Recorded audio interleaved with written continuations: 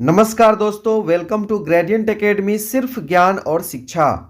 दोस्तों, हमारा यह वीडियो विशेष रूप से विशिष्ट शिक्षक सक्षमता परीक्षा की तैयारी के उद्देश्य से बनाया गया है। दोस्तों, आज का वीडियो देखिए, इन्वायरमेंटल स्टडी पर्यावरण अध्ययन से संबंधित अति महत्वपूर्ण प्रश्नों का कलेक्शन।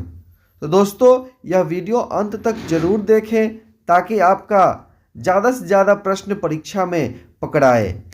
आइए इस वीडियो को शुरू करते हैं। यदि आप इस चैनल पर नए हैं तो चैनल को सब्सक्राइब कर लीजिए और वीडियो अच्छा लगे तो लाइक जरूर करिएगा। देखते हैं सबसे पहला प्रश्न। सबसे पहला प्रश्न है, पर्यावरण व पारिस्थितिकी का जैविक घटक क्या है? तो सही उत्तर है ऑप्शन डी, वनस्पति। दूसरा प्रश्न देखिए दोस्तों, पर्यावरण एवं पारिस्थितिकी का भौतिक घटक क्या है? तो सही उत्तर होगा ऑप्शन सी, प्रवाहित जल। तीसरा प्रश्न है दोस्तों, जीवों तथा पर्यावरण के पारस्परिक संबंधों का अध्ययन क्या कहलाता है? तो डी, पारिस्थितिकी कहलाता है। एकदम काफी महत्वपूर्ण है सभी प्रश्न, चाहे आप भले ही 1 से 5 वर्ग के शिक्षक की तैयारी कर रहे हो, 6 से 8 वर्ग के शिक्षक की तैयारी कर रहे हो, या 9, 10 तथा 11, 12 क्लास के लिए विशिष्ट शिक्षक सक्षमता परीक्षा की तैयारी कर रहे हो, आप सभी के लिए ये सभी प्रश्न रामबाण है, अत्यंत महत्वपूर्ण है। अब आइए देखिए यहाँ पे वीवीआई चौथा प्रश्न, इकोलॉजी पारिस्थितिकी शब्द का सर्वप्रथम प्रयोग किसने किया? तो टॉन्सले ने किया। बी इसका सही उत्तर हो जाएगा। अब आइए आगे बढ़ते हैं, पांचवा प्रश्न देखते हैं। पांचवा प्रश्न है, वन के पारिस्थितिक तंत्र में कवक को किस समूह में सम्मिलित किया जाता है? कवक को किस समूह में सम्मिलित किया जाता है दोस्तों?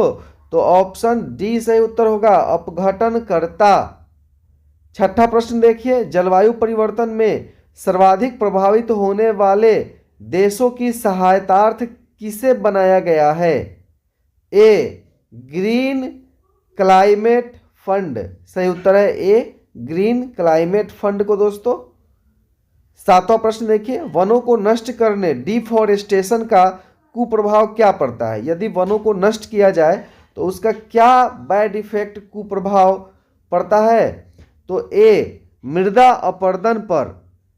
कुप्रभाव किस पर पड़ता है? तो मृदा पर पड़ता है। मृदा अपरदन ज्यादा होता है अगर वनों की कटाई अधिक की जाए तो। आठवां प्रश्न देखिए, पहाड़ों पर काफी नमी व जल होता है फिर भी यहाँ मरुद्भिद क्यों होते हैं? हाँ, ये मरुद्भिद वर्ड आया है, तो मरुद्भिद क्या होता है? तो शुष्क स्थानों पे जो पौधे उगते हैं, जैसे नागफनी इत्यादि समूह के पौधे, यहाँ पे जल की मात्रा या तो कम होती है या पौधों को कम मिल पाती है। तो दोस्तों, ये बताना है कि पहाड़ों पर तो काफी नमी व जल होता है, लेकिन इसके बावजूद वहां पे मरुद्भिद क्यों होते हैं? क्योंकि पौधे जो है जल का पूरा उपयोग नहीं कर पाते हैं, इसलिए वहां पे शुष्क स्थानों पे उगने वाले पौधे होते हैं। चलिए आगे बढ़ते हैं। 9 नंबर प्रश्न देखिए, प्राकृतिक पारिस्थितिक तंत्र का उदाहरण क्या है? तो सी, झील। प्राकृतिक पारिस्थितिकी तंत्र का उदाहरण क्या है? तो झील है दोस्तों, ऑप्शन सी सही उत्तर होगा। 10 नंबर प्रश्न देखिए, एकदम फटाफट से दोस्तों, वीडियो को इत्मीनान के साथ पूरा अंत तक जरूर देखिएगा, क्योंकि यहाँ पे गागर में सागर है दोस्तों। काफी ज्यादा महत्वपूर्ण प्रश्न है दोस्तों पर्यावरण अध्ययन से। कृत्रिम पारिस्थितिकी तंत्र का उदाहरण क्या होता है? तो सी, खेत। 11 नंबर देखिए, लवणीय जल पारिस्थितिक तंत्र का उदाहरण क्या है? तो बी, प्रवाल भीति। प्रवाल भीति किस प्रकार के पारिस्थितिक तंत्र का उदाहरण है? तो लवणीय जल पारिस्थितिक तंत्र। स्वच्छ जल पारिस्थितिक तंत्र का उदाहरण क्या है? तो डी, तालाब। चलिए आगे बढ़िए। 13 नंबर प्रश्न देखिए, पारिस्थितिक तंत्र के जैविक व अजैविक घटकों में को कौन जोड़ते हैं? तो सी, अकार्बनिक पदार्थ। 14 नंबर देखिए, मृदा अपरदन को किससे बचाया जा सकता है? तो सी, वन रोपण के द्वारा। मृदा अपरदन कैसे बचेगा? तो वन अधिक से अधिक लगाया जाए। 15 नंबर देखिए, एक पारिस्थितिक तंत्र में उत्पादकों एवं उपभोक्ताओं की संख्या को कौन निश्चित करते हैं? जलवायु संबंधी कारक। ऑप्शन ए सही उत्तर होगा इन ऑप्शंस में से। 16 नंबर प्रश्न है, पारिस्थितिक तंत्र के पादपों व प्राणियों के पारस्परिक संबंधों का आधार क्या है? तो बी पोषण संबंध। तो सही उत्तर है ऑप्शन बी पोषण संबंध। 17 नंबर देखिए, प्रकाशीय ऊर्जा को रासायनिक ऊर्जा में कौन बदलते हैं? तो सही उत्तर है ऑप्शन डी हरे पादप।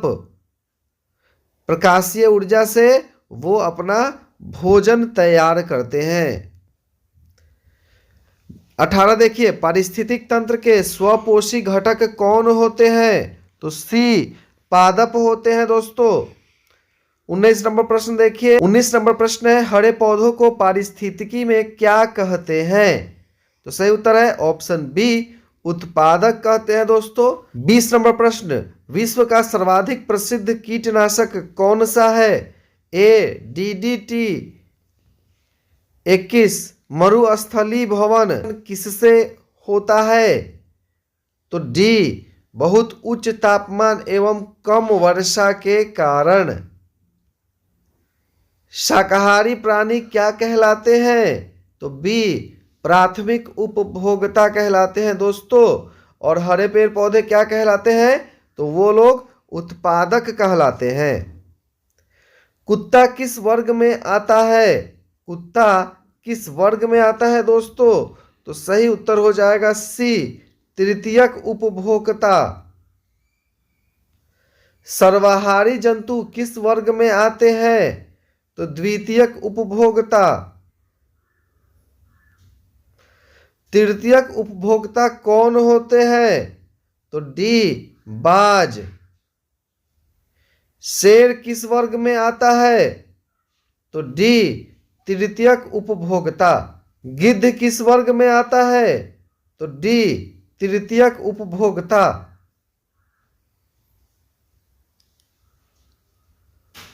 गिद्ध किस वर्ग में आता है? 27 नंबर प्रश्न। तो सही उत्तर है ऑप्शन डी तृतीयक उपभोक्ता। प्रकृति का सफाई कर्मी किसे कहा जाता है? तो बी गिद्ध को कहा जाता है। अब सफाई कर्मी ही नहीं है, विलुप्त हो चुका है, तो इसका कुप्रभाव प्रकृति पर पड़ रहा है दोस्तों। 29 समार्जक उपभोक्ता की श्रेणी में कौन सम्मिलित है? तो ए दीमक। अपघटक जीवों का उदाहरण कौन है? तो सी कवक। कवक भी होगा और जीवाणु भी होते हैं दोस्तों। यहां पे देखिए, बैक्टीरिया किस श्रेणी में सम्मिलित है? तो बी अपघटक। जैव भार में कौन सम्मिलित है? तो डी समस्त जीव। पारिस्थितिकी तंत्र में ऊर्जा का प्रमुख स्रोत क्या है? तो सूर्य है, बी सही उत्तर होगा। 34 नंबर प्रश्न, पारिस्थितिक तंत्र में ऊर्जा का क्या होता है? तो रूपांतरण होता है। पारिस्थितिक तंत्र में ऊर्जा का ह्रास किससे होता है? रूपांतरण से। 36 देखिए, हरे पौधे सूर्य प्रकाश को किसमें बदलते हैं? हरे पौधे सूर्य के प्रकाश को किसमें बदलते हैं? तो बी रासायनिक ऊर्जा में। 37 नंबर, पादपों से शाकाहारी जीवों में कितनी ऊर्जा पहुंचती है? ए 10%। पादपों से शाकाहारी जीवों में 10% ऊर्जा पहुंचती है। 38 नंबर देखिए, पारिस्थितिक तंत्र में ऊर्जा का प्रवाह सदैव कैसा होता है? तो बी एक दिशात्मक। 39 नंबर प्रश्न देखिए दोस्तों, पारिस्थितिक तंत्र में ऊर्जा सदैव किस स्तर को प्रवाहित होती है? तो ए उच्च स्तर से निम्न स्तर को। वेरी वेरी इंपॉर्टेंट प्रश्न है दोस्तों, काफी ज्यादा महत्वपूर्ण प्रश्न दोस्तों आपकी सक्षमता परीक्षा के लिए। पारिस्थितिक तंत्र में विभिन्न रासायनिक तत्वों का प्रवाह कैसा होता है? इन ऑप्शंस को देखिए और कमेंट के माध्यम से हमें उत्तर जरूर बताइए यदि आप इस प्रश्न का उत्तर पहले से जानते हैं तो सही उत्तर होगा ऑप्शन सी चक्रीय। ऊर्जा का गैर परंपरागत स्रोत आपको बताना है, तो सी सौर विकिरण। परंपरागत स्रोत क्या होता है?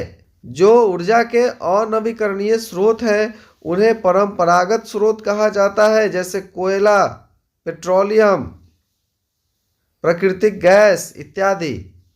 और गैर परंपरागत स्रोत में आते हैं नवीकरणीय स्रोत, जैसे सौर विकिरण, पवन ऊर्जा, जल विद्युत इत्यादि। 42 देखिए, अवसादी चक्र में किसका प्रवाह होता है? तो बी, खनिजों का। 43 नंबर प्रश्न, खाद्य श्रृंखला की प्रत्येक कड़ी क्या कहलाती है? तो सी, पोषण स्तर। 44 देखिए, हरे पौधे, हरे पादप भोजन श्रृंखला के किस स्थान पर होते हैं? तो ए, प्रारंभ के स्थान पर।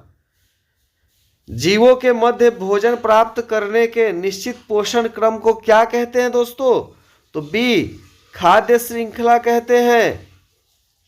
आप देखे होंगे खाद्य श्रृंखला में एक दूसरे को सभी खा रहे हैं। पौधे सूर्य के प्रकाश से अपना भोजन बनाते हैं, पौधों को शाकाहारी जंतु खाते हैं, शाकाहारी जंतु को मांसाहारी जंतु खाते हैं। इस प्रकार से एक श्रृंखला बनती है जिसे खाद्य स्तर कहते हैं, पोषण क्रम कहते हैं, खाद्य श्रृंखला कहते हैं। 46 नंबर प्रश्न है दोस्तों, जीवों में ऊर्जा का स्थानांतरण किसके द्वारा होता है? तो खाद्य श्रृंखला से। 47, एकाधिक खाद्य श्रृंखला के किसी स्तर पर मिलने से क्या बनता है? तो बी, खाद्य जाल बनता है। 48, खाद्य श्रृंखला के अंतिम सिरे पर कौन होते हैं? तो ए, सही उत्तर है, अपघटक होते हैं। 49 नंबर देखिए, खाद्य श्रृंखला की सबसे कमजोर कड़ी कौन होती है? तो डी, सर्वोच्च उपभोक्ता। ओड़न किसे कहते हैं? तो डी, पवित्र वन को।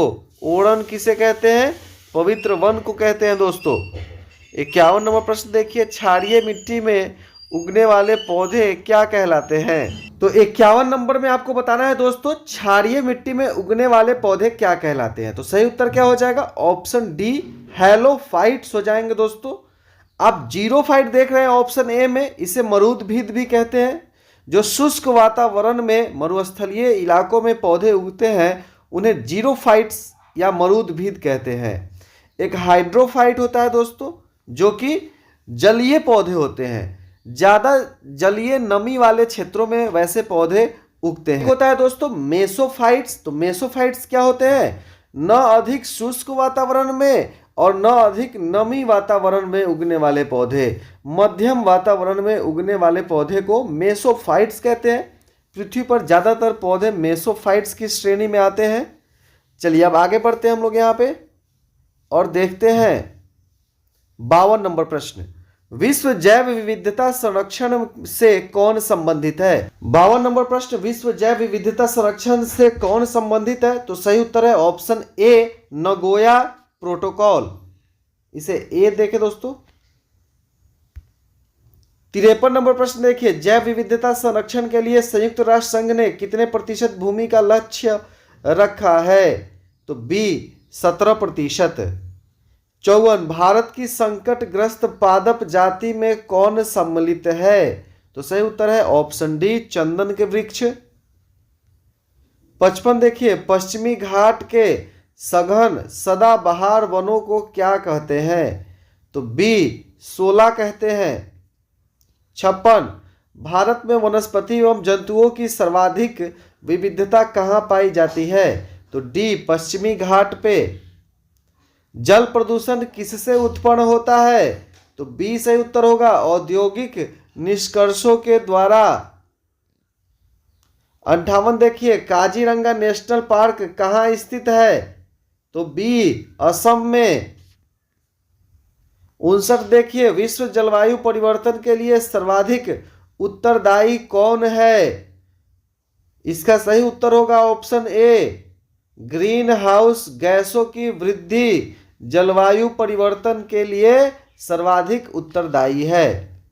60 नंबर देखिए, वायुमंडलीय प्रदूषक गैस कौन सी है? इनमें से कौन सी ऐसी गैस है जो वायुमंडलीय प्रदूषक है? तो सही उत्तर है ऑप्शन ए। 61 देखिए, ग्रीन हाउस गैसों में सर्वाधिक योगदान किस गैस का है? तो कार्बन डाइऑक्साइड। सही उत्तर है ऑप्शन बी। कई बार इसकी मात्रा पूछी जाती है कि वायुमंडल में कार्बन डाइऑक्साइड कितना प्रतिशत है, तो 0.03%। 62 देखिए, कार्बन डाइऑक्साइड के उत्सर्जन का प्रमुख स्रोत क्या है? तो ए जीवाश्म ईंधन का दहन। जीवाश्म ईंधन के दहन से कार्बन डाइऑक्साइड गैस उत्पन्न होता है। 63 ग्रीन हाउस गैसों में सबसे अल्पजीवी क्या है? तो सी मीथेन। 64 ग्रीन हाउस गैसों में सर्वाधिक जीवन काल किसका होता है? तो सही उत्तर है ऑप्शन बी नाइट्रस ऑक्साइड का। 65 देखिए, नाइट्रस ऑक्साइड गैस का सर्वाधिक उत्सर्जन किस उद्योग से होता है? सही उत्तर है ए नाइलॉन उद्योग से। 66 देखिए, नाइट्रस ऑक्साइड गैस का प्राकृतिक स्रोत क्या है? तो डी उष्ण कटिबंधीय मिट्टियां। 67 देखिए, मात्र रासायनिक क्रिया से किसका निर्माण होता है? सही उत्तर है बी CFC का, क्लोरोफ्लोरोकार्बन का। 68 देखिए, ओजोन परत को हानि पहुंचाने वाले घरेलू उपकरण कौन सा है? तो सी एयर कंडीशनर। AC जो लगाते हैं दोस्तों, AC का जो प्रयोग घरों में किया जाता है उससे CFC निकलता है जो ओजोन परत को हानि पहुंचाता है। 69 देखिए, पृथ्वी पर इस समय उपस्थित जीवों की उत्तरजीविता सर्वाइवल के लिए सबसे बड़ा खतरा किससे है? तो सी वनों को नष्ट करने से। 70 नंबर प्रश्न देखिए, कोपनहेगन किस देश की राजधानी है? डेनमार्क की। सूखा को नियंत्रित करने में वन कैसे सहायक होता है? बी वनों से वर्षा होती है। 72 जीवों में खाद्य श्रृंखला का समुचित क्रम क्या है?